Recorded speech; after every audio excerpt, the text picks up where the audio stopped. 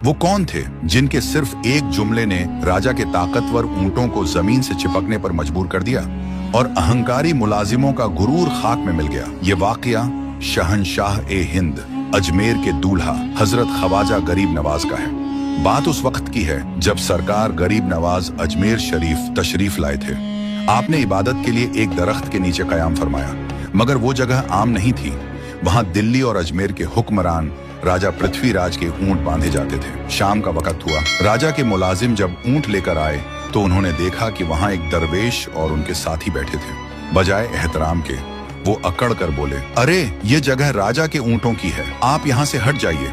गरीब नवाज ने बड़ी नरमी से समझाया, भाई ये जगह बहुत बड़ी है, आप जहाँ चाहे वहाँ ऊंट बांध सकते हैं, यहाँ हम लोग बैठे हैं, आप कहीं और जगह बांध लो। मगर ताकत के नशे में चूर मुलाजिमों ने गुस्ताखी की, बदतमीजी भरे अंदाज में कहा, नहीं आप यहाँ से उठ जाओ, ये राजा के ऊंट बांधने की जगह है, यहाँ आप नहीं बैठ सकते। गरीब नवाज ने उनकी जिद सुनी और जलाल में नहीं बल्कि सुकून से फरमाया, अच्छा ठीक है, हम यहाँ से उठ जाते हैं, तुम शौक से राजा के ऊंटों को यहाँ बिठाओ, उसके बाद आप वहां से चले गए। मुलाजिमों ने अपनी जीत समझी और ऊंटों को उसी जगह बिठा दिया। मगर जब दूसरा दिन हुआ और मुलाजिमों ने ऊंटों को उठाना चाहा तो मंजर देखकर वो हैरान रह गए। ऊंट तो अपनी जगह से उठने का नाम ही नहीं ले रहे थे। उन्होंने बहुत कोशिश की, ऊंटों को मारा, पीटा, हर जोड़ लगा लिया, मगर बेजान पत्थर की तरह ऊंट वहीं जमे रहे।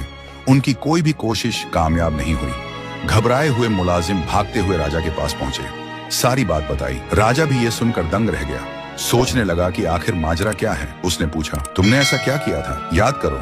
मुलाजिमों ने डरते हुए कहा, वहां दरख्त के पास एक दरवेश और उनके साथी बैठे थे, हमने उन्हें वहां से हटने को कहा था।